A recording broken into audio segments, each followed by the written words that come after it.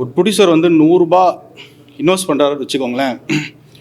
அந்த 100 ரூபாயில் வந்துட்டு 18 ரூபா ஜிஎஸ்டி, 5 ரூபா வந்து பார்த்தோன்னா உங்களுக்கு என்டர்டெயின்மெண்ட் டேக்ஸ். சரிங்களா? ஸோ 18 + 5 23%.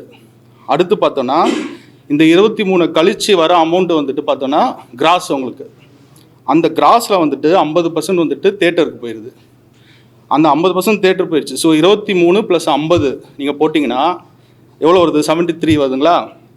அதுக்கப்புறம் பார்த்தோன்னா மிச்சம் இருக்கிற அமௌண்ட்டு தான் வந்துட்டு ப்ரொடியூசருக்கு வருது. ஸோ ஒரு ப்ரொடியூசர் வந்து 100 ரூபா இன்வெஸ்ட் பண்ணுறாருன்னா ஆல்மோஸ்ட் வந்து ஒரு 75% வந்துட்டு வெளியில் இருக்கிறவங்க தான் சம்பாதிக்கிறாங்களே தவிர ஒரு 20-25% தான் வந்துட்டு ப்ரொடியூசர் கைக்கு வந்துட்டு இந்த அமௌண்ட் வருது. இன்றைக்கி வந்துட்டு சினிமா வந்துட்டு இந்த நிலைமையில் இருக்குது. ப்ரொடக்ஷன் பண்ணதுனால ஒரு விஷயத்தை வந்து ரொம்ப டீட்டெயில்டாகவும் அருகாமையிலும் நான் கவனிக்க முடிஞ்சுது. ஸோ அப்படி பார்க்கும்போது தான் நிறைய கண்ணுக்கு தெரியாத கிருமிகள் வந்து இருக்காங்க. இதில் ஓடிடி பிளாட்ஃபார்முக்கு ஒரு ஃபிலிமை கொண்டு போய் சேர்க்கறதுல தடுக்கக்கூடிய கிருமிகள். ஸோ அப்படி நிறைய பேர் இருக்காங்கன்றதை நான் வந்து அண்டர்ஸ்டாண்ட் பண்ணேன். ஒரே ஒரு கோரிக்கை மட்டும் செல்வமணி சாருக்கு நான் வச்சுக்கிறேன். ஏன்னா பெப்சி பொறுத்த வரைக்கும் எல்லாருமே ஒரே பேட்டா வச்சுக்கிட்டு சின்ன படங்களுக்கும் அதே பேட்டா தான், பெரிய படங்களுக்கும் அதே பேட்டா தான். கேமரா பேட்டாவோ இல்லை லைட் பேட்டா எதுவும் மாறுறதில்ல. ஆனால் எங்களுக்கு சொல்ல போகிறது மட்டும் சின்ன படம்னு சொல்லிடுறாங்க. அது ஒன்று நீங்கள் இது கம்மி பண்ணி கொடுத்தீங்கன்னா கூட எங்களுக்கு அது யூஸ்ஃபுல்லாக இருக்கும். அது இல்லாமல் அது சின்ன படம் சொல்லும்போது அது எந்த யூஸ்ஃபுல் இல்லை. அப்போ நாங்கள் அது சின்ன படம்னு சொல்ல முடியாது. அப்போ நீங்கள் எங்களுக்கு எல்லாம் பெரிய படம்னு சொல்லுங்கள். அதுதான் நான் வைக்கிற ஒரே கோரிக்கையே.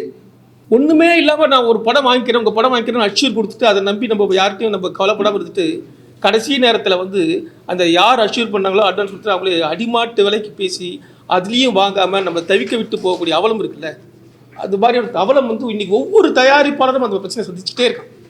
அங்கே எதிரிகள் யாருன்னே தெரில.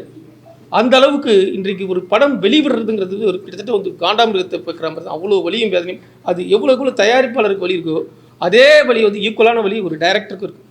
முன்னையெல்லாமாச்சும் ஒரு 1000 கதவுகள் இருந்துச்சு, 1000 தேட்டர் இருந்துச்சுன்னா ஒரு படத்தில் வந்து பெரிய ப்ரொடியூசருக்கு ஒரு 600 தேட்டர் கிடைக்குதுன்னா ஒரு மீடியம் ப்ரொடியூசருக்கு ஒரு 300 தேட்டர் கிடைக்கும். ஒரு சின்ன ப்ரொடியூசராக, சின்ன டைரக்டராக, சின்ன ஹீரோவா ஒரு 50லேருந்து 60 வாசலாவது நமக்கு திறந்திருக்கு அப்படிங்கிற ஒரு நிலை இருந்துச்சு.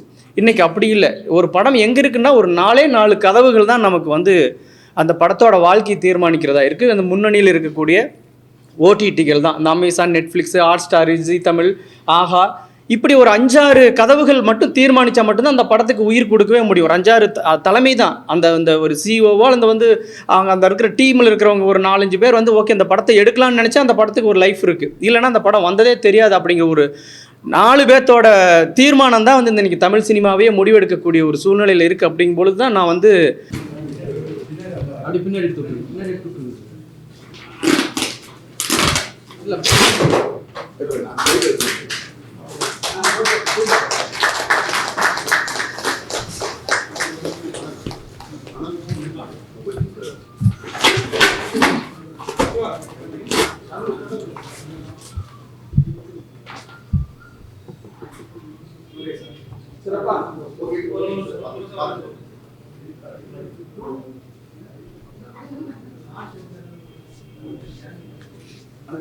நமக்கு கண்டென்ட்டு எதுவும் தெரியாது, வியாபாரம் தெரியும். வியாபாரம் பண்ணுறோன்னா நான் சின்ன ரெக்வஸ்ட்டு தான், படம் எடுத்திங்கன்னா இப்போ இன்றைக்கி இருக்கிற சுச்சுவேஷனில் பெரிய ஓடிடி சின்ன படங்கள் வாங்கிறது இல்லை. அதனால் சின்ன படங்கள் எடுத்திங்கன்னா அங்கே போயிட்டு டைம் வேஸ்ட் பண்ண வேண்டாம். அன்லஸ் அதர்வைஸ் ஆர்டிஸ்ட் வேல்யூ இல்லைன்னா போக வேண்டாம். டைம் வேஸ்ட் பண்ணிங்கன்னா இந்த இடத்துல வியாபாரம் கம்மியாயிடும். இப்போ நம்ம வந்து ஒரு 4 விண்டோ வந்து நம்ம ஒரு டீலர்ஷிப் மாதிரி எடுத்து அதை பண்ணிகிட்ருக்கோம். ஸோ நீங்கள் ஒரு படம் ரிலீஸ் ஆகி 3 மாதத்துக்குள்ளே வியாபாரத்தை முடிச்சிடணும். 3 மாதத்துக்கு மேலே போயிடுச்சுன்னா அது முத்தலாயிடுது, வியாபாரம் பண்ண முடியாது. இதுதான் இன்றைக்கி இருக்கிற சுச்சுவேஷன். ஏன்னா இப்போ நம்ம வந்து இப்போது ப்ரைம்லேயோ இல்லை ஜியோலேயோ கொண்டு போய் கொடுக்கும்போது அவங்க வந்து இது 2024 வந்ததில்லை, இப்போ என்ன சொல்கிறாங்க, இது 2025 ரிலீஸ் ஆகிடுச்சுல்ல, இது எப்படி அப்படின்றாங்க. ஸோ இந்த மாதிரி கேள்விகளுக்கு நாங்கள் பதில் சொல்லி அதுக்கு மீறி இந்த வியாபாரத்தை நம்ம பண்ணுறதுக்குள்ளே நமக்கு போதும்னு ஆகிடுது. இன்றைக்கி இருக்கிற சுச்சுவேஷனு சின்ன படங்கள் நிறைய எடுக்கணும், ஆனால் அது சீக்கிரம் வியாபாரம் பண்ணணும். அது வச்சுட்டே இருந்தீங்கன்னா அடுத்தடுத்த ட்ரெண்டு மாறிட்டே இருக்குது, மறுபடியும் அதை கொண்டு போய் விற்க முடியறதில்ல. அது ஒரு பெரிய ஒரு விஷயமாகவே இருக்குது. பெரிய ஆர்டிஸ்ட்டாக நீங்கள் போய் அப்ரோச் பண்ணுங்கள், வேணான்னு சொல்லல. சின்ன ஆர்டிஸ்ட் வச்சு நம்ம எடுக்கிறோம், அப்கமிங் ஆர்டிஸ்ட்டை வச்சு எடுக்கிறோம், லோ பட்ஜெட்டில் எடுக்கிறோம் அப்படின்னா டக்குன்னு வந்து OTT plus Times Media Network வந்துருங்க, அதை கொண்டு போய் எப்படியும் நம்ம சேர்த்திடுவோம். Prime, Jio, Lionsgate play எல்லாத்துலேயும் ஒரு கொண்டு போய் 4 சேர்த்திடுவோம். பிளாட்ஃபார்ம் நாங்கள் பேசிட்டு இருக்கோம். ஆமாம், ஒயிட் ரிலீஸ் பண்ணுறது. இன்னும் இந்த டிஸ்ட்ரிபியூஷனை வந்து வேற ஒரு பரிமாணத்தில் கொண்டு போய் சேர்க்க போகிறோம். அதாவது கேபிள் மூலியமா புது படத்தை ரிலீஸ் பண்ண போகிறோம். எல்லா செட்டாப் பாக்ஸ்லையும் வரப்போகுது இன்னும் கொஞ்ச நாளில்.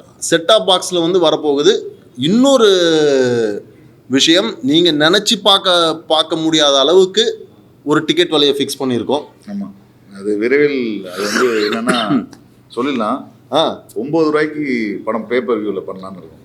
ஒரு படம் நீங்கள் 9 ரூபா பே பண்ணீங்கன்னா அந்த படத்தை நீங்கள் பார்த்துக்கலாம். அதே போல் சிவி மாதிரியான நெட்வொர்க்கில், பெரிய நெட்வொர்க்கில் செட்டாப் பாக்ஸ் மூலமாக அவங்களே ஸ்கேன் பண்ணி படம் பார்த்துக்கலாம்.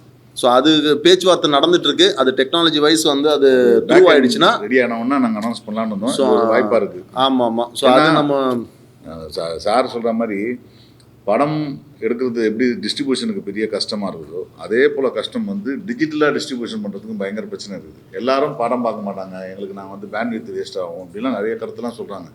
பட் பார்க்க வைக்கிறதுக்கான ஆப்பர்ச்சுனிட்டி நம்ம தான் உருவாக்கணும். அந்த உருவாக்குற மேட்டரை வந்து நாங்கள் வந்து டிஜிட்டல் டிஸ்ட்ரிபியூஷன் கம்பெனியாக ஒன்று ஃபார்ம் பண்ணி சாரோடைய எக்ஸ்பர்டைஸில் அவருக்கு வந்து மார்க்கெட்டிங்கில் அதில் பெரிய கெத்தான ஆள். எப்படி நான் வந்து உங்ககிட்டலாம் வந்து நல்லா ஈஸியாக படத்தை ஈஸி வாங்கி வந்து போகிறேன்னா, அது மாதிரி அவர் அந்த டிஸ்ட்ரிபியூஷன் ரொம்ப ஸ்ட்ராங்கு. எனக்கு அது வராது. அது எனக்கு அதனால் வந்து ஒரு பயங்கர எக்ஸ்பீரியன்ஸ். அதில் 22 வருஷமாக டிஸ்ட்ரிபியூஷனில் தான் இருக்கிறேன்.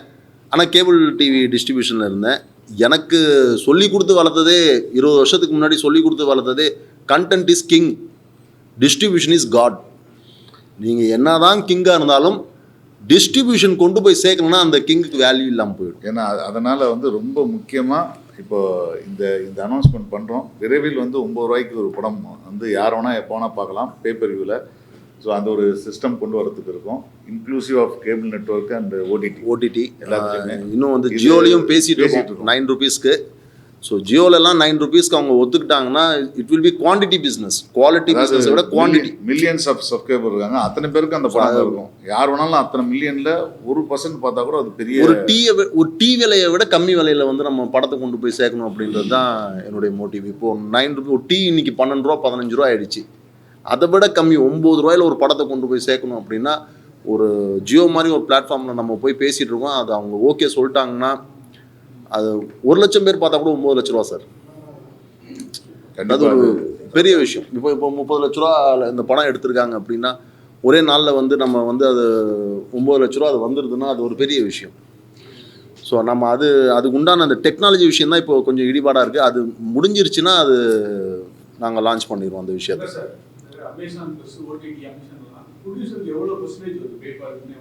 Depend sir.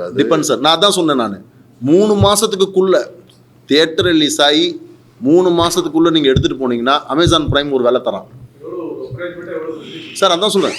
எனக்கு இல்லை சார், அது ரொம்ப சிம்பிள். இப்போது 2-3 மெத்தட் ஆஃப் டிஸ்ட்ரிபியூஷன் இருக்குது. ஒன்று விலைக்கு வாங்கிக்கிறது, அது நம்ம இந்த சின்ன படங்கள் லிஸ்ட்லேயே வராது. அடுத்தது ரெவன்யூ ஷேர்னு ஒன்று இருக்குது, ஒரு ஹவருக்கு 4 ரூபான்றது அந்த மாதிரி தராங்க. அந்த லிஸ்ட்லேயும் சின்ன படம் கிடையாது. இப்போ இன்னைக்கு கிடையாது. இப்போ இருக்கிறது டிவார்டு மட்டும்தான். இந்த டிவார்டுன்றது பேப்பர் வியூ மாதிரி மாடலில் தான் வந்து ஒரு வாட்டி டிக்கெட் கொடுத்து தான் வாங்கி பார்க்கணும். அதுக்கு வந்து 150 ரூபா கிட்டத்தட்ட அவங்க வந்து சார்ஜ் பண்ணுறாங்க வச்சுக்கோங்க. யூஹெச்டி, அதாவது ஹை டெஃபினிஷனில் 4Kல நீங்கள் பார்க்கணுன்னா 150 ரூபா கொடுத்து வாங்கணும்னா அதில் வந்து அவங்க 50% அவன் எடுத்துப்பான். ஸோ அதனால் வந்து அது எல்லா நெட்வொர்க்கும் அந்த மாதிரி தான். சில படங்கள் நல்லா இருந்துச்சுன்னா விலை குறைச்சியும் போடுறாங்க, 99 ருபீஸ் போடுவாங்க. நல்லா ஓடிச்சுன்னா போடுவாங்க. இப்போ எனக்கு வந்து நிறைய சின்ன படங்கள் வந்து ஓடிடி ப்ளஸில் வந்ததுக்கப்புறம் அவங்க வந்து அதை ஓடினதை வச்சு அவங்களுக்கு ரெஃபர் பண்ணி கொஞ்சம் இந்த மாதிரிலாம் நல்லா ஓடி இருக்குங்க, உங்கள் பிளாட்ஃபார்மில் தான் நல்லா இருக்கும்னு சொல்லி ரெக்கமெண்ட் பண்ணி அப்படிலாம் நிறைய படங்களை கொண்டு போய் சேர்த்துருக்கோம். அமேசான் வரைக்கும் நிறைய சின்ன படங்கள் அமேசான்லேயும் வந்து நீங்கள் நம்பவே மாட்டீங்க, தியேட்டர்லேயே மொத்தமாக ஒரு 10,000 கூட கலெக்ஷன் பண்ணாத படம்லாம் கிட்டத்தட்ட 1 லட்சம் 2 லட்சம் பண்ணுது. அது வந்து நம்ம மார்க்கெட்டிங் பண்ணணும். எல்லோரும் வந்து இன்னொரு விஷயம், எல்லா தயாரிப்பாளருக்கும் சொல்கிற விஷயம் தான், நம்ம ஓடிடியில் ரிலீஸ் பண்ணிட்டோம் ஆட்டோமேட்டிக்காக வந்துடுவாங்கலாம் கிடையாது. கண்டிப்பாக ஓடிடியில் ரிலீஸ் பண்ணணும். அதே ப்ரொமோஷன் மக்களுக்கு டெய்லி வேணால் ஒரு நாளைக்கு ஒரு வெள்ளிக்கிழமை ஆச்சுன்னா குறைஞ்சது 50 படம் வருது ஓடிடியில் மட்டும், 50 கண்டென்ட் வருது எல்லா லாங்குவேஜ்லையும். ஸோ அதனால் கண்டிப்பாக மார்க்கெட் பண்ணணும்.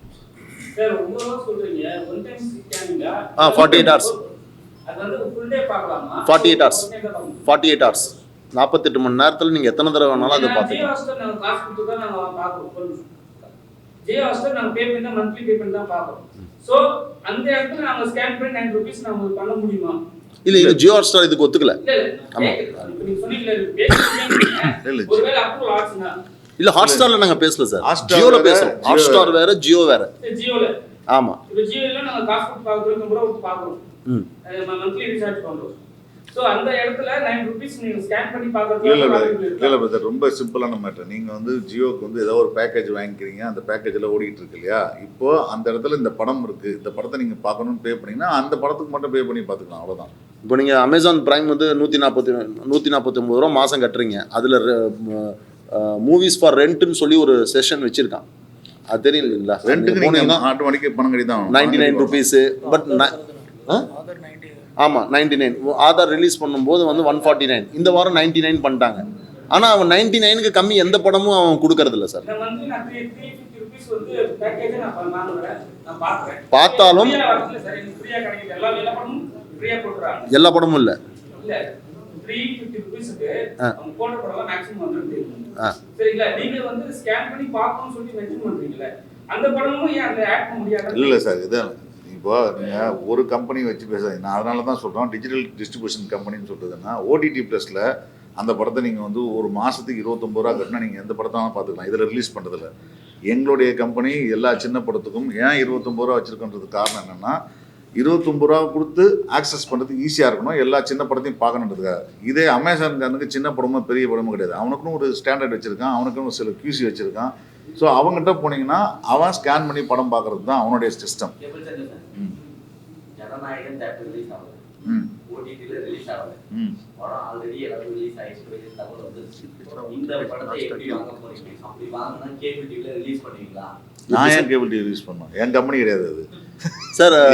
செகண்ட் திங், சிபிஎஃப்சி சர்டிஃபிகேட் இல்லாமல் நாங்கள் எந்த படத்தையும் தொடரதில்லை, அது வெரி கிளியர். ஏன்னா அது பெரிய பிளாட்ஃபார்ம்ஸ் எல்லாத்துக்கும் கன்ஃபார்ம் தான். ஏன்னா அவங்க சிபிஎஃப்சி சர்டிஃபிகேட் இல்லாமல் அவங்க எந்த படத்தையும் அமேசான் பிரைம் ஆகட்டும், ஜியோ ஆகட்டும், ஏன்னா அது நாளைக்கு கருத்து ஏதாவது தப்பாக இருந்துச்சுன்னு வச்சிங்களேன், எந்த பிளாட்ஃபார்மில் ரிலீஸ் பண்ணுறோமோ அவங்க மேலே தான் கேஸ் போடுவாங்க. ஃபஸ்ட்டு கேஸு ஓடிடி ப்ளஸ் நாங்கள் தான் போய் நிற்கணும். ஓடிடி ப்ளஸ் சென்சார் இல்லாமல் பண்ணுற படங்கள் பார்க்குறாங்கன்னா படம் பார்த்துட்டு தான் படம் பார்க்கணும். ஏன்னா ஏதாவது ஒரு வார்த்தை, ஏதாவது ஒரு பெண்கள் பற்றியோ இல்லை ஜாதி பற்றியோ இல்லை ஏதோ ஒரு வார்த்தை தப்பாக சொல்லிட்டாங்கன்னு வச்சிங்களேன், மொதல் கேஸு நோட்டீஸ் இங்கே தான் வரும். நாங்கள் தான் போய் நிற்கணும், டேரக்டர் நாங்கள் தேடணும், ப்ரொடியூசர் தேடணும். அதுக்கப்புறம் அதனால் CBFC certificate must. CBSE certificate இருந்துச்சுன்னா பெரிய படங்கள் எங்கள் கிட்ட வரமாட்டாங்க சார், ஓப்பனாக சொல்கிறேன். நாங்களும் அங்கே போக மாட்டோம் சார். ஆமாம் சார், கேள்வி பதில நம்ம அப்புறம் வச்சுக்கோங்க. இன்னும் 2 பேர் பேசணுமா?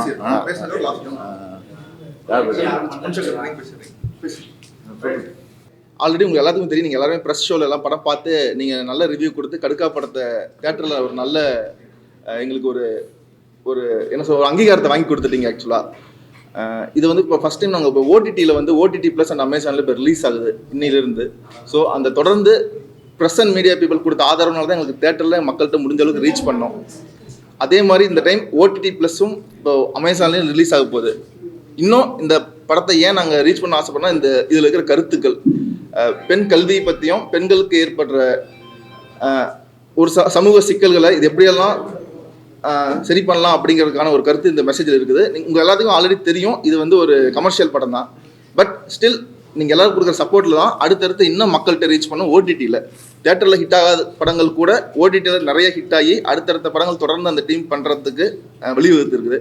ஸோ உங்கள் சப்போர்ட்டை கொடுக்கறதுக்காக சுப்ரமணிய சிவானந்த்லேருந்து ஆதியன் பாலர் சார்லேருந்து ஜிகுஸ் எல்லாருமே வந்திருக்காங்க. ஒவ்வொருத்தராக தனித்தனியாக பேசுவாங்க. ஒரு போஸ்ட்டும் எனக்கு அதனால புதுசாக ரிலீஸ் பண்ண போகிறோம். நீங்கள் ஃபஸ்ட்டு ஸ்டார்ட் பண்ணிடுங்க. அனைவருக்கும் வணக்கம். எனக்கு வந்து ஒரு 2 வருஷத்துக்கு முன்னாடி விஜய் கௌரிஷும் நம்ம முருகதாஸும் வந்து ஒரு ஸ்கிரிப்டே என்கிட்ட கொடுத்து படிக்க சொன்னாங்க. நான் படிச்சுட்டு என்ன சொன்னேன், எப்போதும் போல் நான் சரவணனுக்கு வர சொல்லி காப்பியெல்லாம் வாங்கி கொடுத்துட்டு எனக்கு தோணுன சில விஷயங்களை சொன்னேன் இதெல்லாம் இருந்தால் நல்லாயிருக்கும்ன்ட்டு. ஏன்னா அது வந்து ஒரு பெண் கல்வியை பற்றி இருந்தது. நான் எப்போதுமே என்ன சொல்லுவேன்னா, ஒரு ஆண் படித்தால் ஒரு குடும்பம் நல்லாயிருக்கும், ஒரு பெண் படித்தால் வந்து அந்த அவங்க 7 தலைமுறை நல்லாயிருக்கும், சமூகமே நல்லாயிருக்கும். அதனால் பெண் கல்வி என்பது சமுதாயத்திற்கு ஒரு மாபெரும் மறுமலர்ச்சி ஏற்படுத்துகிற ஒரு விஷயம். அதை வந்து இவங்க அதில் சொல்லியிருந்தாங்க. அடுத்தது இவங்கள்ட்ட திட்டமிடல் இருந்தது. எப்போதுமே என்னென்னு கேட்டிங்கன்னா, ஒரு தொழில் வந்து ஏன் வந்து ஒரு தொழில் முடக்கிறதுனா, திட்டமிடாததால் நிறையா செலவாகிடும். செலவாகிறதால அவங்க ரிட்டர்ன் எடுக்க முடியாது.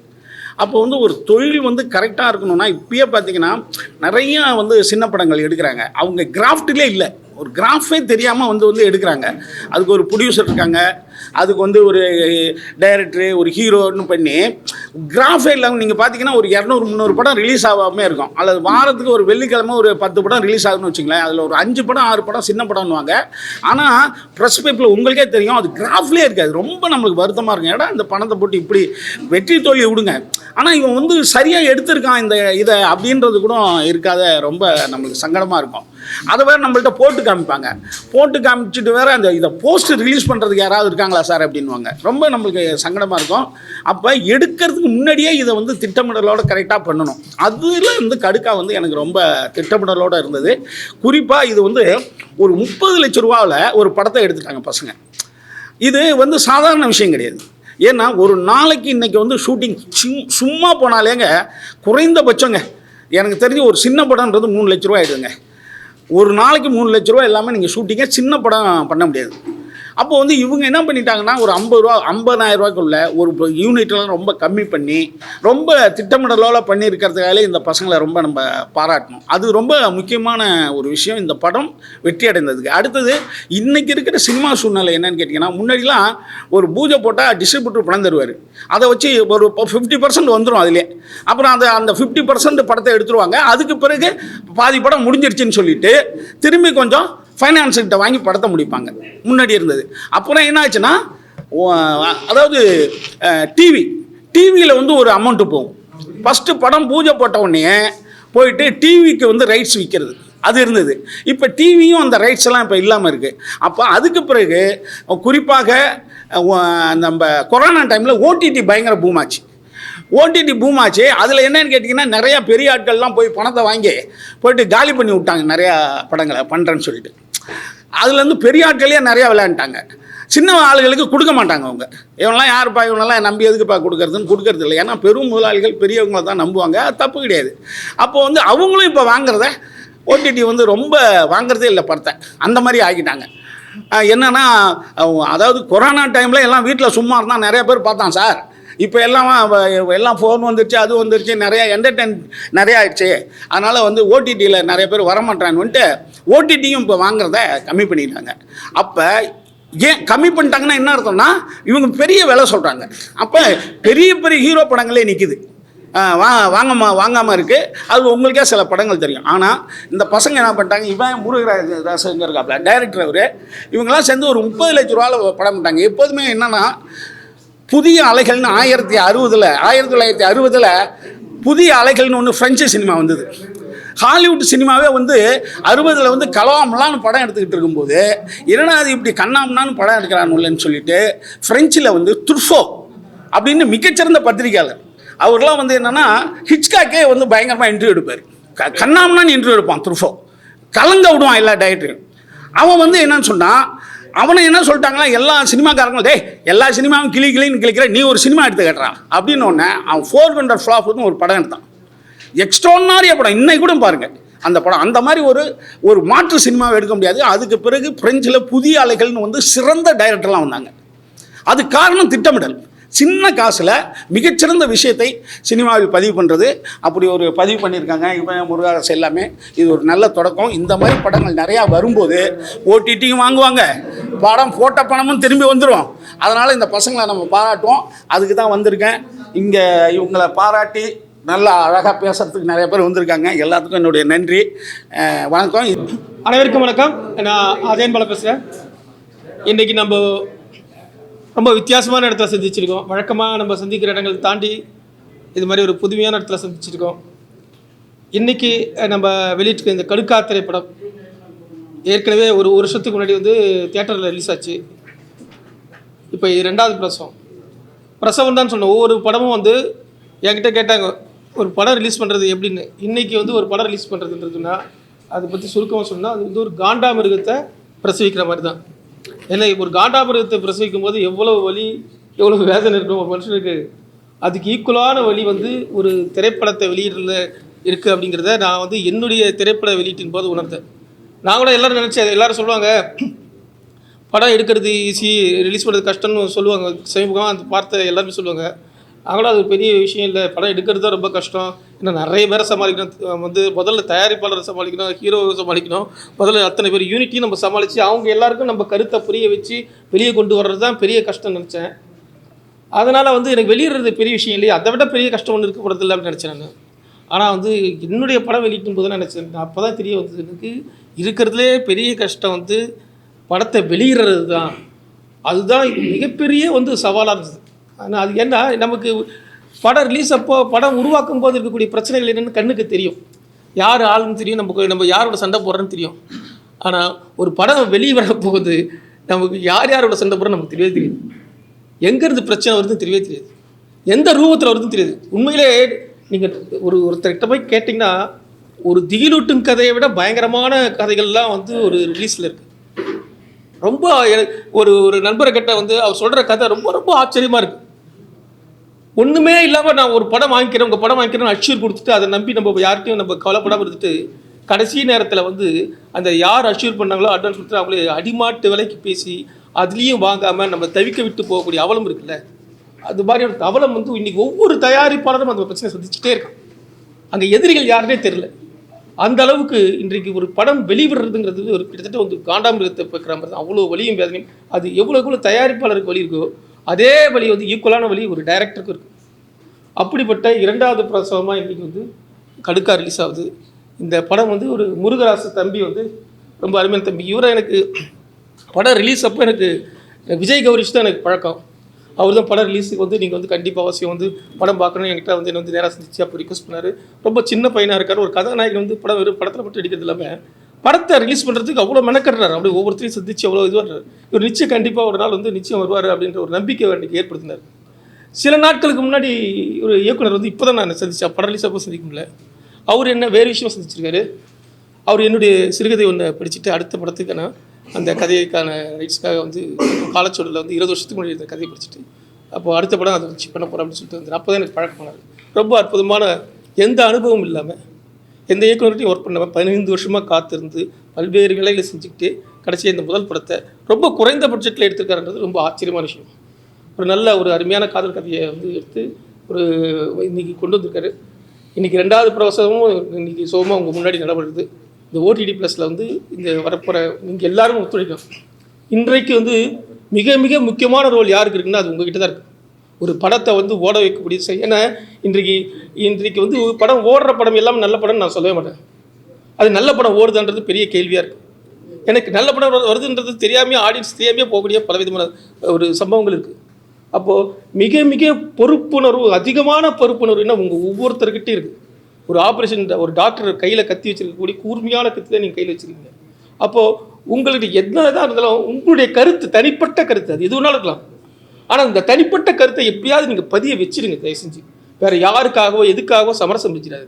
உங்களுக்கு இப்போ ஒரு படம் பிடிச்சிருந்தா அதை நீங்கள் உறக்க சொல்லுங்கள். நீங்கள் அது ஏதாவது ஒரு இடத்துல வந்து அந்த படத்தை வலியுறுத்துறதுக்காக உங்களுடைய தனிப்பட்ட மனசாட்சியோட நீங்கள் உங்களுடைய குரலை உயர்த்தி நீங்கள் பிடிக்கணும். ஏதாவது ஒரு இடத்துல விமர்சனத்தில் ஏதாவது ஒரு இடத்துல பிடிக்கணும். ஏன்னா இன்றைய காலகட்டத்தின் தேவையாக இருக்கிறது. ஏன்னா 20 வருஷத்துக்கு முன்னாடி இந்த தமிழ் சினிமா வந்து எவ்வளோ உயரத்தில் இருந்ததுன்றது நம்ம எல்லாருக்கும் தெரியும்.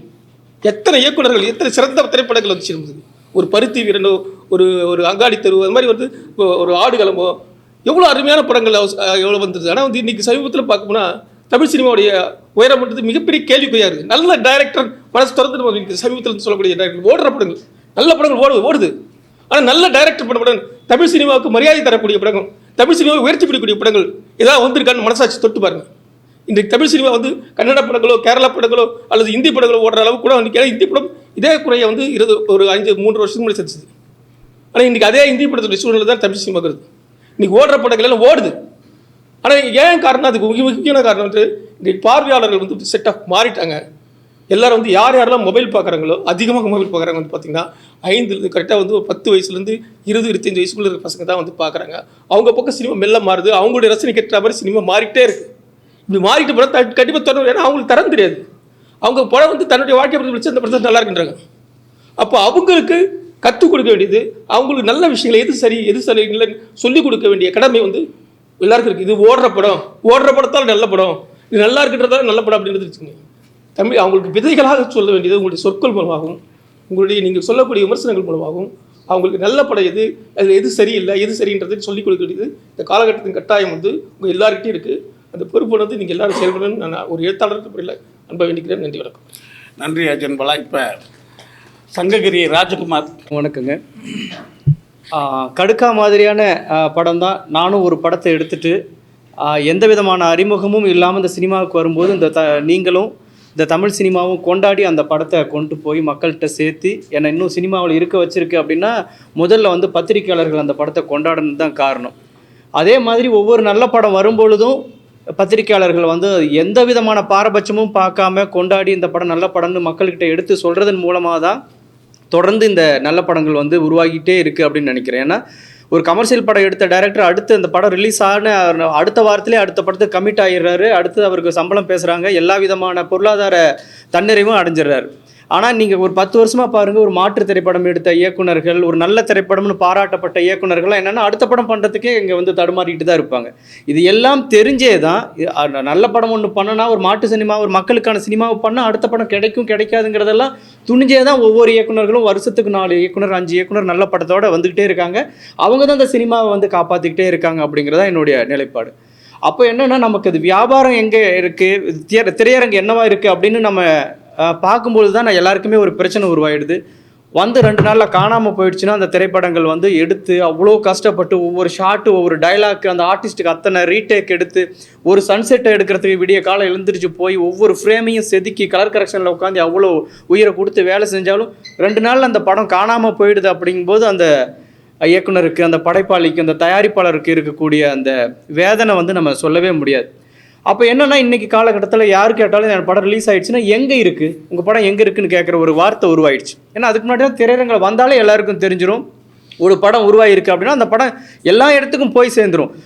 ஏபிசி எல்லாம் போயிடும். செகண்ட் ரிலீஸ் இருந்துச்சு, 1 வருஷம் கழிச்சு ரிலீஸ் ஆனதெல்லாம் இருந்துச்சு. ஆனால் இன்றைக்கி அப்படி இல்லை. வந்து அந்த 2 நாளோட அது லைஃப் முடியுதுன்னா அது நம்ம தண்ணி மேலே கோலம் போடுற மாதிரி தான் ஆகிடுது. வருஷ கணக்கில் 2 வருஷம் 3 வருஷம் ஒரு தயாரிப்பாளரை தேடி 1 வருஷம் ப்ரொடக்ஷனில் இருந்து அதை கஷ்டப்பட்டு ரிலீஸுக்கு கொண்டு வந்து அந்த படம் 2 நாளில் வந்து அந்த படம் வந்தது தெரியாமல் போயிடுச்சு அப்படின்னா அது எவ்வளோ பெரிய வேதனை அப்படிங்கிறது தான் இன்றைக்கி நிலையாக இருக்குது. அப்போது முன்னையெல்லாம் ஒரு 1000 கதவுகள் இருந்துச்சு, 1000 தேட்டர் இருந்துச்சுன்னா ஒரு படத்தில் வந்து பெரிய ப்ரொடியூசருக்கு ஒரு 600 தேட்டர் கிடைக்குதுன்னா ஒரு மீடியம் ப்ரொடியூசருக்கு ஒரு 300 தேட்டர் கிடைக்கும். ஒரு சின்ன ப்ரொடியூசராக, சின்ன டைரக்டராக, சின்ன ஹீரோவா ஒரு 50லேருந்து 60 வாசலாவது நமக்கு திறந்திருக்கு அப்படிங்கிற ஒரு நிலை இருந்துச்சு. இன்றைக்கி அப்படி இல்லை. ஒரு படம் எங்கே இருக்குன்னா ஒரு 4 கதவுகள் தான் நமக்கு வந்து அந்த படத்தோட வாழ்க்கையை தீர்மானிக்கிறதா இருக்குது. அந்த முன்னணியில் இருக்கக்கூடிய ஓடிடிகள் தான், இந்த Amazon, Netflix, Hotstar, Zee Tamil, Aha, இப்படி ஒரு 5-6 கதவுகள் மட்டும் தீர்மானித்தா மட்டும்தான் அந்த படத்துக்கு உயிர் கொடுக்கவே முடியும். ஒரு 5-6 தலைமை தான் அந்த ஒரு சிஓவோ அந்த வந்து அந்த இருக்கிற டீமில் இருக்கிறவங்க ஒரு 4-5 பேர் வந்து ஓகே அந்த படத்தை எடுக்கலாம்னு நினச்சா அந்த படத்துக்கு ஒரு லைஃப் இருக்குது. இல்லைனா அந்த படம் வந்ததே தெரியாது. அப்படிங்கிற ஒரு 4 பேர்த்தோட தீர்மானம் தான் வந்து இன்றைக்கி தமிழ் சினிமாவே முடிவெடுக்கக்கூடிய ஒரு சூழ்நிலையில் இருக்குது. அப்படிங்கும்பொழுது தான் நான் வந்து இந்த மாதிரியான படத்துக்கெலாம் எங்கே லைஃப் கிடைக்குது அப்படிங்கிற நம்ம ஒரு இடத்துல நான் வந்து நிற்கும்போது தான் எனக்கு வந்து இந்த ஓடிடி ப்ளஸ்ஸை ரொம்ப முக்கியமாக நான் வந்து கருதுகிறேன்.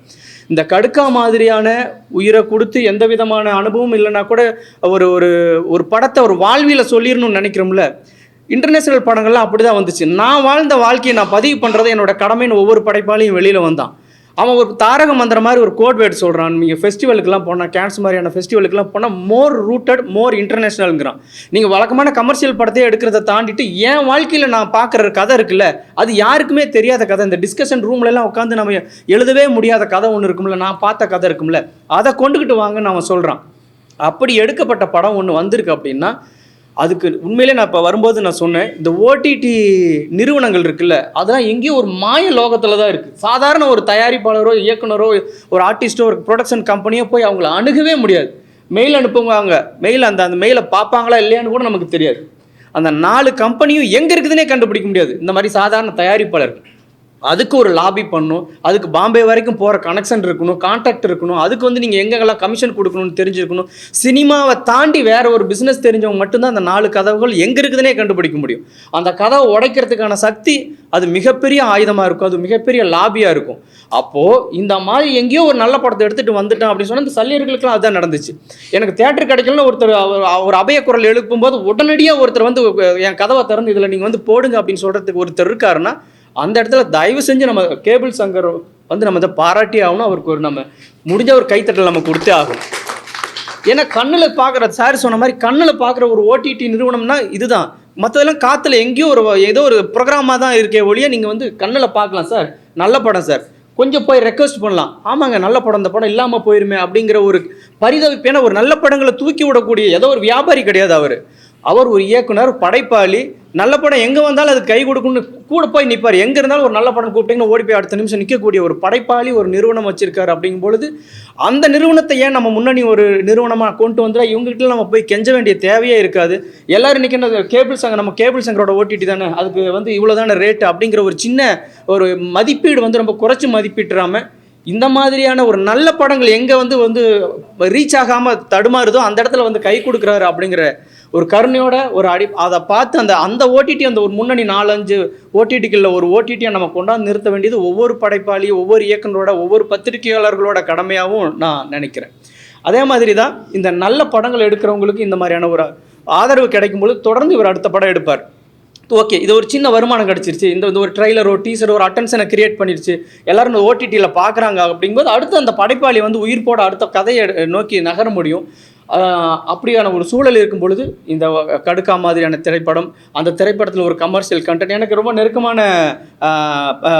நிறுவனம் தான், நெருக்கமான நபர்கள் தான் அந்த படத்தை எடுத்திருக்காங்க. ஏன்னா ஈரோடு பக்கம் அப்படிங்கும் பொழுது எனக்கு இன்னும் கொஞ்சம் எனக்கு தெரிஞ்ச ஸ்லாங்கு, நான் வாழ்ந்த ஊரில் ஒரு நாளுக்கு ஊருக்கு போயிட்டு வந்தால் என்ன மாதிரியான உணர்வு ஏற்படுமோ அந்த மாதிரியான ஒரு கதையம்சம் கொண்ட ஒரு நேட்டிவிட்டான ஒரு மண் வாசனை கூடிய ஒரு தப்பான படம் இல்லாமல், ஒரு சீரழிக்கக்கூடிய படம் இல்லாமல், அதில் ஒரு செய்தியை சொல்லி பெண் கல்வியை சொல்லி ஒரு சமூக நோக்கோட ஒரு படம் எடுக்கக்கூடிய ஒரு டீமை நம்ம எல்லாரும் சேர்ந்து ஆதரிக்கணும். அடுத்தடுத்து அவங்க தொடர்ந்து இயங்குறதுக்கான எல்லா விதமான சப்போர்ட்டும் நம்மகிட்ட இருந்து கிடைக்கணுங்கிறத என் சார்பாகவும் உங்ககிட்ட அன்பான வேண்டுகோளை வச்சுக்கிறேன். நன்றி.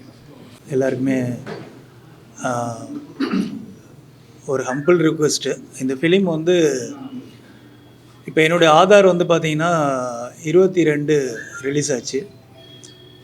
இப்போ போன 12ஆம் தேதி தான் நான் வந்து ஓடிடி பிளாட்ஃபார்மில் பிச் பண்ணியிருக்கேன்.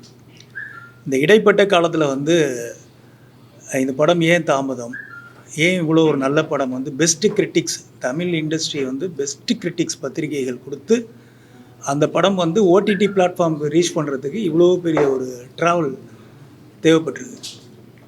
அப்போது நான் ஸ்ட்ரகிள் ப்ரொடக்ஷன் பண்ணதுனால ஒரு விஷயத்தை வந்து ரொம்ப டீட்டெயில்டாகவும் அருகாமையிலும் நான் கவனிக்க முடிஞ்சுது. ஸோ அப்படி பார்க்கும்போது தான் நிறைய கண்ணுக்கு தெரியாத கிருமிகள் வந்து இருக்காங்க இதில். ஓடிடி பிளாட்ஃபார்முக்கு ஒரு ஃபிலிமை கொண்டு போய் சேர்க்கறதுல தடுக்கக்கூடிய கிருமிகள். ஸோ அப்படி நிறைய பேர் இருக்காங்கன்றதை நான் வந்து அண்டர்ஸ்டாண்ட் பண்ணேன். அப்படி இருக்கும் பொழுது இந்த கேபிள் சங்கர் சாருக்கு வந்து நான் ரொம்ப தேங்க்ஸ் பண்ணணும். ஏன்னு கேட்டால் இந்த ஃபிலிம் வந்து ஓடிடியில் என்னுடைய படத்தை இப்போ வந்து தமிழ் டு மலையாளம் போகிறேன் நான், ரீமேக். மலையாளத்துலேருந்து ரீமேக் வந்து தமிழுக்கு வர்றது வந்து நிறைய நமக்கு பார்த்துருப்போம். தமிழ்லேருந்து மலையாளத்துக்கு போகிற ஒரு கண்டென்ட்டை நான் பண்ணியே இவ்வளோ லேட்டாக தான் நான் ஓடிடிக்கு வந்திருக்கேன். அப்போது இங்கே எவ்வளோ ஸ்ட்ரகிள் இருக்குது இதில் அப்படிங்கிறத நான் சொல்கிறதுக்காக இந்த விஷயத்தை நான் பதிவு பண்ணுறேன். இன்னையிலேருந்து வந்து இந்த ஓடிடி ப்ளஸில் வந்து டைரக்டர் முருகதாஸ் பண்ண இந்த கடுக்கா ஃபிலிம் வந்து அமேசான் ப்ரைம்லேயும் சங்கர் சாரோட ஓடிடி ப்ளஸ் ஜியோ இந்த பிளாட்ஃபார்மில் ஸ்ட்ரீமிங் ஆகுது. தயவு செஞ்சு வந்து பத்திரிகை நண்பர்கள் இந்த படங்களை வந்து இந்த பிளாட்ஃபார்மில் இருக்குங்கிறது எப்படியாவது கொண்டு சேருங்க. ஏன்னு கேட்டால் இதை வந்து பெரிய யாருமே இதுக்கு வந்து ஒரு பைட் கொடுக்கறதுக்கோ இல்லை வந்து ஒரு வெளியில் சொல்கிறதுக்கோ நிறைய தயக்கங்கள் இருக்குது இங்கே ஒரு நல்ல படத்துக்கு. அப்படி இருக்கிறதுனால இதெல்லாம் வந்து உங்களால் மட்டுமே சாத்தியம் அப்படின்னு சொல்லி நான் நம்புகிறேன். உங்களுக்கு வந்து அந்த ஃப்ரீடம் இருக்குது. நல்லா இருக்குது அப்படின்னா நல்லா இருக்குது, அவ்வளோதான். ஓங்கி அடிச்சுட்டு போயிட்டே இருக்கக்கூடிய ஒரு ஃப்ரீடம் இருக்குது உங்களுக்கு, எந்த விதமான ஒரு தயக்கமும் இல்லாமல். அப்படி ஒரு போராடி வரக்கூடிய கலைஞர்களை நீங்கள் வந்து அப்ரிஷியேட் பண்ணணும் அப்படிங்கிறத நான் ஹம்பிள் ரிக்வெஸ்ட்டாக வைக்கிறேன். அதே மாதிரி இந்த படத்துக்கும் நீங்கள் மரியாதை கொடுக்கணும் அப்படின்றது என்னுடைய ஆசை. விஜய் சார் வந்து ப்ரொடியூஸ் பண்ணியிருக்காங்க, அவருக்கும் வாழ்த்துக்கள். இந்த படத்தில் உள்ள எல்லா டெக்னீஷியன்ஸ்க்கும் இப்போ கம்மியான பட்ஜெட்டில் சிவான் சொன்ன மாதிரி அதை வந்து பிளான் பண்ணி ஒர்க் அவுட் பண்ணுறதுன்றது ஒரு 10 கோடி ரூபா படம் எடுக்கிறத விட சிரமம். ஸோ அதுக்கு அவ்வளோ கால்குலேஷனும் திட்டமிடுதலும் வேணும். ஸோ அப்படி பண்ணியிருக்காங்க. அப்படிங்கிறப்ப அந்த டீம் எல்லாருக்குமே நான் வந்து வாழ்த்துக்கள் சொல்கிறேன். தேங்க்யூ. சிறிய வடிவுக்கு உங்கள் எல்லாரையும் சந்திக்கிறதுல மகிழ்ச்சி. தம்பி கௌரிஷ் எனக்கு வந்து ஒரு 4-5 ஆண்டுகளுக்கு முன்னாலேயே அவர் ஒரே ஆள் நடித்து எடுத்த ஒரு பைலட் ஃபிலிமை கொண்டு வந்து காமிச்சார். அப்போயே அவ்வளோ திறமையாக அதை எடுத்திருந்தார். கம்மியான பட்ஜெட்டில் ஒரே ரூமுக்குள்ளே வச்ச கதையை பண்ணியிருந்தார். அப்போயே சொன்னேன், இது பெரிய படமாக வந்து இது நல்லாயிருக்கும் அப்படின்னு சொல்லியிருந்தேன். அதுக்கான தோதில்லை. இப்போ எகைன் கடுக்கா படத்தை முடிச்சுட்டு வந்து காமிச்சார். அன்றைக்கி சொன்னேன், இது நல்லா இருக்குது இந்த படம், இதை சரியான முறையில் வெளியிட்டு கொண்டு போய் சேர்த்தா கண்டிப்பாக ஒரு நல்ல அங்கீகாரம் கிடைக்கும்னு. அதை ஸ்டெப் பை ஸ்டெப்பாக ஒரு சந்தர்ப்பத்திலே அவரை பார்த்துருக்கேன். அவ்வளவு கடினமாக உழைச்சி தம்பி கௌரிஸ் இயக்குனர் அவங்க எல்லாரும் சேர்ந்து இங்கே கொண்டு வந்து திரையரங்குக்கும் வெளியிட்டு இன்றைக்கி ஓடிடிக்கு வந்திருக்காங்க. இந்த வெளியீட்டுக்கு சப்போர்ட் பண்ண அண்ணன் கேபிள் சங்கர் அண்ணன், அமேசான் பிரைம் அவங்களுக்கெல்லாம் நான் உங்கள் மூலமாக நன்றி தெரிவிச்சுக்கிறேன். இந்த படம் ஓடிடியிலும் சிறப்பான வரவேற்பு பெற வாழ்த்துக்கள். இந்த படத்தை தேட்டர் ரிலீஸ் ஆகும்போது எல்லா பத்திரிகைகளும் ஊடக நண்பர்களும் ரொம்ப அருமையாக கொண்டு போய் சேர்த்தீங்க மக்கள்கிட்ட. ஒருத்தர் கூட ஒரு சின்ன குறைகள்லாம் இருக்குது. சின்ன படம், நான் கம்மியான பட்ஜெட்டில் நாங்கள் படம் எடுத்திருக்கோம் அப்படிங்கும்போது குறைகள் இருக்கும். ஆனால் அதையெல்லாம் பெருசாக எழுதாமல் இதில் இருக்கிற நிறைகள் மட்டுமே எழுதி ஓரளவுக்கு எங்களை ஊக்குவிச்சதுக்கு ரொம்ப நன்றி உங்களுக்கு. மேற்கொண்டு இப்போ ஓடிடி ப்ளஸ்ஸு அமேசான் பிரைம் வீடியோவில் வர்றது எல்லாத்தையுமே நீங்கள் தான் மறுபடியும் கொண்டு போய் சேர்க்கணும். எங்களுக்கு ஒத்துழைப்பு கொடுங்க. சின்ன பட்ஜெட்டில் எல்லோரும் நண்பர்கள்லாம் கேட்டாங்க, எப்படி சின்ன பட்ஜெட்டில் இவ்வளோ கம்மியாக எடுத்தேன்னு. அது நாமல்ல, அது நம்மளுக்கு முன்னோடியே அண்ணன் ராஜ்குமார் அண்ணன் இருக்கார், சங்ககிரி ராஜ்குமார் அண்ணன். அவரை பார்த்தா நாமெல்லாம் இது பண்ணோம். ஏன்னா சின்ன பட்ஜெட்டில் எடுக்க முடியும் அப்படிங்கிற நம்பிக்கை அந்த வெங்காயம் படத்தை பார்த்தா நமக்கு ஒரு ஐடியா வந்ததுங்க. அதே பாணியில் தான் நாங்களும் போய் எடுத்துருந்தோம். ஒரு வீடு 2-3 வீடு வாடகைக்கு எடுத்துக்கிட்டு அங்கேயே தங்கி அந்த மாதிரி தான் எடுத்தேங்க.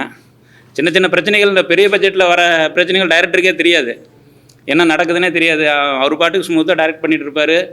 அங்கே மேனேஜர்ஸ் அவங்கெல்லாம் பார்த்துக்குவாங்க. இங்கே எல்லாமே நம்ம தான். அப்படிங்கும்போது எல்லா பிரச்சனையும் நேராக நம்மகிட்ட தான் வரும். ஒரு சின்ன சாப்பாடு லேட்டானா கூட நேராக நம்மகிட்ட தான் வரும். அதை எல்லாத்தையும் தாண்டிக்கிட்டு மறுபடியும் நம்ம நடித்தவங்க எல்லாருமே ரொம்ப நல்லா ஒத்துழைப்பு கொடுத்தாங்க. ஆதர்ஸ், விஜய் கௌரிஸ், இன்னும் இருக்கிற எல்லா ஆர்டிஸ்ட்டுமே நல்லா நடிச்சிருந்தாங்க. நமக்கு அதிகமாக வேலை, அவங்க ஆல்ரெடி பவுண்டட் கொடுத்து படிக்க வச்சு அவங்க டைலாக்லாம் மைண்டில் ஏற்றிட்டு தான் வந்துருந்தாங்க. அதனால் ரொம்ப நேரம் ஆகாமல் சீக்கிரமாகவே முடிச்சு கொடுத்துருவாங்க. இது ஒரு என்ன சொல்கிறதுங்க, ஓடிடி இல்லை ஓடிடியில் ரிலீஸ் பண்ணுற கேபிள் சங்கர் அண்ணனுக்கு ரொம்ப நன்றி. வருங்கால இலுமினாட்டி வளரும் கார்பரேட்டு ஓடிடி ப்ளஸ் ஓனரு இப்போது சிறப்பு. இன்னொன்று நான் சொல்லிடுறேன், அண்ணன் வந்து நான் என்னன்னு கேட்டிங்கன்னா, அண்ணன்கிட்ட வந்து பவுண்டட் கொடுத்துட்டேன் படம் எடுக்கிறதுக்கு முன்னாடியே. படிச்சுட்டு இந்த சரவண பவன் ஓட்டுனேன் 1 hour கிட்ட பேசினார். ஆனால் படத்தை பற்றி இவரெல்லாம் கொடுத்த அந்த தைரியம் தான் நம்மளால் எடுக்க முடிஞ்சது. நல்லா இருக்குன்னு சொல்லி பாராட்டி தான் பேசினார். நம்மளுக்கு புகழ் பிடிக்காம சொல்கிறோம். சரி. என் பேர் எஸ்பி பொன் சங்கர், ஃப்ளாக் படத்தோட டைரக்டர். கொஞ்ச நாளுக்கு முன்னாடி ஃபேஸ்புக்கில் ஒரு வீடியோ ரொம்ப ட்ரெண்ட் ஆச்சு. அது என்னென்னா, ஒரு 12th படிக்கிற பொண்ணு எக்ஸாம் எழுத போய் மிஸ் ஆகி பஸ்ஸில் ஏற முடியாமல் கீழே விழுந்து பஸ்ஸும் போயிடுச்சு. அந்த பொண்ணு எக்ஸாம் போக முடியாமல் அந்த வீடியோ வந்து ரொம்ப ட்ரெண்ட் ஆச்சு. அது யார் பண்ணாங்கன்னா, ஒரு சமூக சேவகர் ஒருத்தர் வந்து என்னுடைய நண்பர், ரொம்ப தெரிஞ்சவர் எனக்கு. அவர் தான் அதை பண்ணியிருந்தார். ஸ்கூட்டி வாங்கி கொடுத்துருந்தார் அந்த பொண்ணுக்கு. 12th எக்ஸாம் மிஸ் பண்ணிட்டாங்களேன்னு சொல்லிட்டு ஸ்கூட்டி வாங்கி கொடுத்தாரு. யார் அப்படின்னு பார்த்தா விஜய் கௌரிஸ். அது வரைக்கும் எனக்கு அவர் வந்து சமூக சேவகராக தான் தெரியும். இந்த மாதிரி தன்னார்வ தொண்டெல்லாம் பண்ணிட்டு இருப்பார். அப்புறம் தான் தெரியும் அவர் ஒரு படம் பண்ணுறாரு அப்படின்னு. படம் பண்ணுறாருன்னா ஹீரோவை பண்ணுறாரு. அப்புறம் கூட இன்னொரு நண்பர் ஆதர்ஸ், அவரும் சேர்ந்து பண்ணுறாங்க. சரி, யார் டேரக்டர்னு பார்த்தா அவரும் என்னுடைய நண்பர் தான். ஒரு 15 வருஷமாக முருகதாஸ் அவர். அவங்க படம் பண்ணியிருக்காங்க. அந்த படம் கடுக்கா, அது வந்து அமேசான்லேயும் ஓடிடி ப்ளஸ்லையும் ரிலீஸ் ஆகுது. ஸோ எல்லோரும் பாருங்கள். ரொம்ப தேங்க்ஸ். நான் வந்து போன வருஷம் குடும்பஸ்தன் வந்து கேரளா டிஸ்ட்ரிபியூட் பண்ணேன். அதுக்கப்புறம் ட்ராமான்ற படம் வந்துட்டு கேரளா டிஸ்ட்ரிபியூட் பண்ணேன். அதுக்கப்புறம் ஹால் என்ற மலையாள படத்தை வந்துட்டு தமிழ்நாடு ப்ளஸ் கர்நாடகா டிஸ்ட்ரிபியூட் பண்ணேன். இப்போது வந்து என்னுடைய படம் தயாரிப்பு டியர் டெவில்ன்ற படம், குமரன் அவரை வச்சு டியர் டெவில்ன்ற படத்தை வந்துட்டு முடிச்சாச்சு. கேபிள் சங்கர் சார்லாம் பார்த்துட்டார் படத்தை. So business பேசிகிட்ருக்கோம்.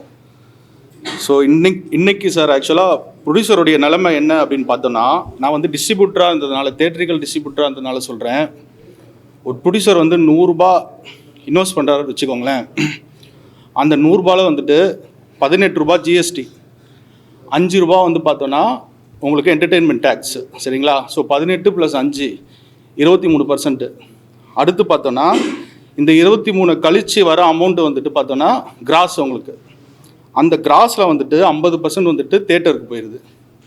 அந்த 50% தேட்டர் போயிடுச்சு. ஸோ 23 + 50 நீங்கள் போட்டிங்கன்னா எவ்வளோ வருது? 73 வருதுங்களா? அதுக்கப்புறம் பார்த்தோன்னா மிச்சம் இருக்கிற அமௌண்ட்டு தான் வந்துட்டு ப்ரொடியூசருக்கு வருது. ஸோ ஒரு ப்ரொடியூசர் வந்து 100 ரூபா இன்வெஸ்ட் பண்ணுறாருன்னா ஆல்மோஸ்ட் வந்து ஒரு 73-75% வந்துட்டு வெளியில் இருக்கிறவங்க தான் சம்பாதிக்கிறாங்களே தவிர ஒரு 20-25% தான் வந்துட்டு ப்ரொடியூசர் கைக்கு வந்துட்டு இந்த அமௌண்ட் வருது. இன்றைக்கி வந்துட்டு சினிமா வந்துட்டு இந்த நிலைமையில் இருக்குது. ஸோ நான் சொல்ல வேண்டியது என்னென்னா, இப்போ கேபிள் சங்கர் சார் மாதிரிலாம் இவங்களாம் வந்து என்கரேஜ் பண்ணணும். சின்ன படங்களை வந்துட்டு எடுத்து ஓடிடிக்கு கொடுக்கணும்.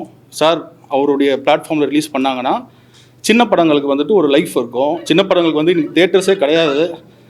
இன்றைக்கி தேட்டர்ஸ் வந்து ஆக்சுவலாக நிறைய சின்ன படங்களுக்கு வந்து டிக்கெட் எடுக்க சொல்கிறாங்க. சரிங்களா?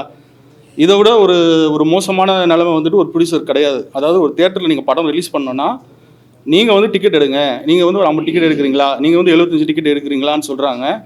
பல படங்கள் வந்துட்டு அந்த மாதிரி டிக்கெட் எடுத்து தான் வந்து பார்த்தோன்னா ஒரு 3 நாள் வந்துட்டு ரிலீஸ் பண்ண வேண்டிய நிலைமையாக இருக்குது இன்றைக்கி சின்ன படங்களுக்கு. ஸோ இதுக்கு சொல்யூஷன் என்ன அப்படின்னு பார்த்தோன்னா, நம்ம ப்ரொடியூசர் கவுன்சில் சரி, டிஸ்ட்ரிபியூஷன் அசோசியேஷன் சரி, அதுக்கப்புறம் பார்த்தோன்னா தேட்டர் ஓனர் அசோசியேஷனு, தென் இவங்கெல்லாம் சேர்ந்து வந்து உட்காந்து இது டிஸ்கஸ் பண்ணி சின்ன படங்களுக்கு ஏதாவது பண்ணால் தான் லைஃப். ஏன்னா போன வருஷம் 285 ஃபிலிம்ஸ் ரிலீஸ்டு. இதில் வந்து 250 படத்துக்கு வந்துட்டு கியூப் காசு கூட வரல ரிட்டர்ன். இதுதான் ரியாலிட்டி. நான் உங்களுக்கு டேட்டாவோட சொல்கிறேன். 250 படத்துக்கு கியூப் காசு கூட வரலை.